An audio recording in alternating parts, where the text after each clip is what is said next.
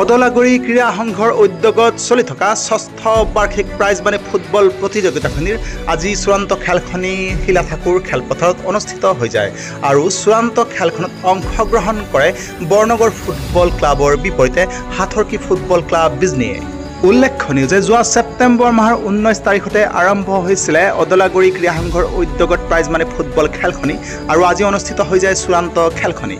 আৰু আজি চূড়ান্ত খেলখনৰ লগত সংগতি ৰাখি আয়োজন কৰা সভাখনত উপস্থিত থাকে কমতাপুৰ স্বায়ত্তশাসিত পৰিষদৰ পাৰিষদ গোলাপ পাঠক, মানিকপুৰ আৰক্ষী থানাৰ ভাৰপ্ৰাপ্ত বিষয়া মণিময় তামুলী, বিজনী জিলা ক্ৰীড়া সন্থাৰ সভাপতি নবীন গয়াৰী আৰু উপসভাপতি শান্তাৰাম বসুমতাৰী আৰু লগতে অদলাগুৰি ক্ৰীড়া সংঘৰ বিষয়ববীয়া আৰু বহুতো ক্ৰীড়ামোদী ৰাইজ।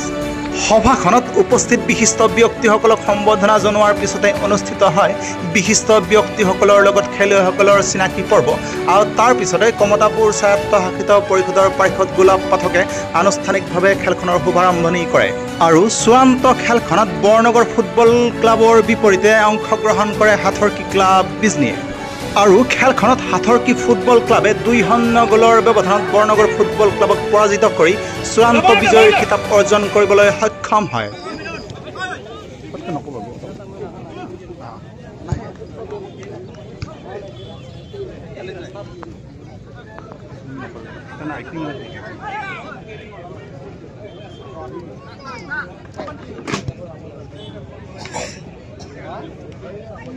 ये कम जे आमार जोआ विगत 5 बছৰৰ পৰা আমি খেলখন খেলি চলাই আছো আৰু এইবাৰ আমি ষষ্ঠ বৰ্ষৰ কৰি দিছো আৰু এই খেলখন আমাৰ 12টা দলৰ মাজত অনুষ্ঠিত কৰিছিলো আমি আৰু আজি চূড়ান্ত খেলত বিজনী হাথৰকি এফসি আৰু আমাৰ বৰনগৰ এফসিৰ মাজত প্ৰতিদ্বন্দ্বিতা হৈছিল আৰু আজিৰ বিজয় সাব্যস্ত কৰিলে আমাৰ হাথৰকি এফসি বিজনীয়ে।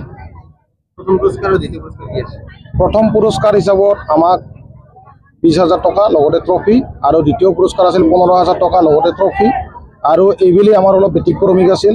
আমি এইবেলি আমি তৃতীয় পুৰস্কাৰো আমি দিয়াৰ এটা ব্যৱস্থা কৰিছিলোঁ আৰু তৃতীয় পুৰস্কাৰ হিচাপত আমাৰ 10,000 টকা আছিল আৰু তাৰ লগতে ট্ৰফি আছিল আৰু শ্ৰেষ্ঠ খেলুৱৈৰো আমি সন্মান ইয়াতে দিয়াৰ ব্যৱস্থা কৰিছোঁ।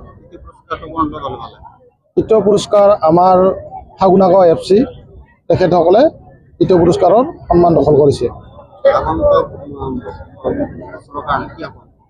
আগন্তুক বছৰৰ কাৰণে আমাৰ অলৰেডি আমাৰ ডাটা হৈছেই আৰু আমাৰ যি তৃতীয় পুৰস্কাৰ ডাটা তেখেত আমাক 2026লৈকে 24-25-26 মানে ৰানিং 3 বছৰ দিয়াৰ কাৰণে আমাক প্ৰতিশ্ৰুতি দিছে।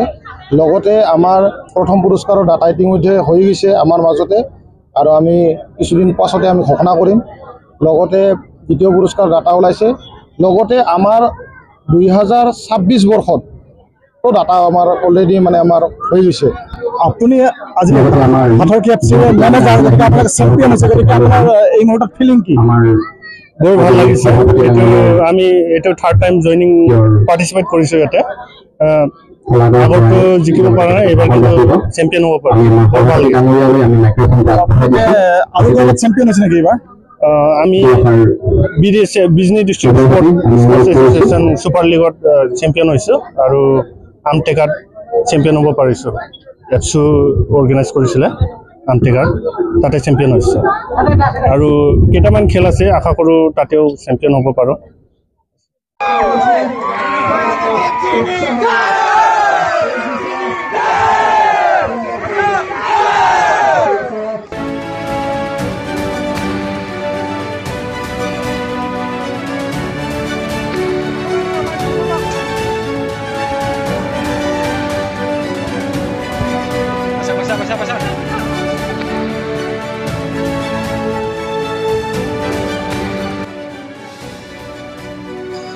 অদলাগুৰিৰ পৰা ভিডিঅ' জাৰ্নেলিষ্ট নিপন দাসৰ সহযোগত উদয়ন নাথৰ ৰিপৰ্ট, নিউজ টাইম 3।